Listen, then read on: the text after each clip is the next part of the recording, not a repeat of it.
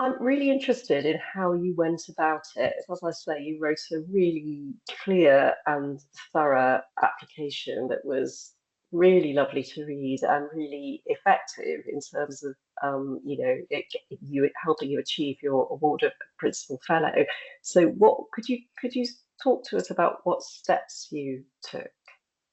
Sure.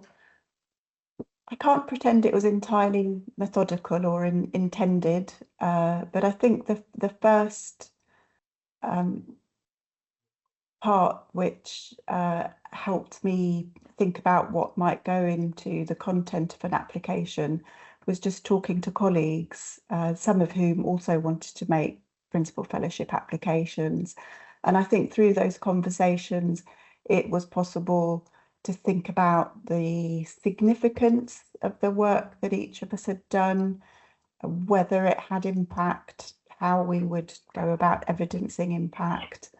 And I think those early conversations were both motivating and also kind of broadened our thinking collectively about the kinds of things that we would write about.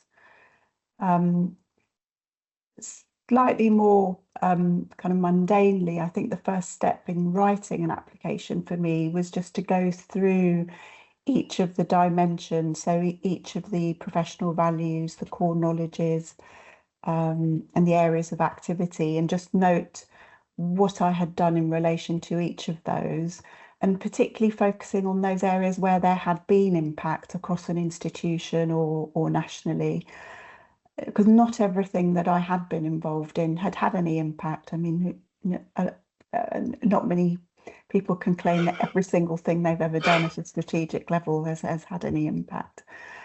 So that was a useful overview of what the content might look like, but it was quite a bitty list at that point.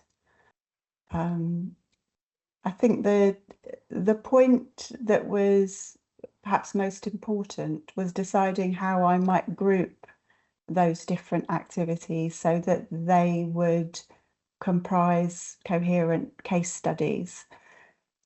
And that I decided to just start writing and then let the case studies kind of emerge from that writing. So I ended up grouping the case studies around not projects, but themes of concern or kind of priorities that had shaped the work that I'd done it turned out over the last kind of 10 years or so, although you can only include work that's either taken place within the last 5 years or that has continued to have impact during that time. Yes, yes, it's looking at that 5 to 7 year period of currency, isn't it? And building on that. There are a couple of really interesting things that you say there, I think. So I often find myself encouraging people to have a conversation or talk about it before they start putting pen to paper with the application process. And that's something that you did. It sounds quite instinctively, and that fact seemed to really be helpful to you at the time when you did start to write.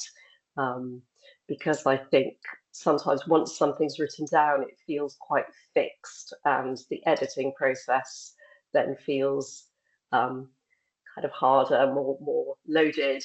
Um, and the other thing I think is thinking about the case studies, because of course they're not case studies in the sense of having one huge project that you're writing about that meets all the dimensions. I mean, it might be, you might have case studies like that.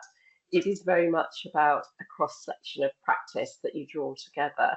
And yes, it's interesting to hear that you found the thematic approach tended to work well, and that starting thinking about the dimensions and then writing also worked for you there.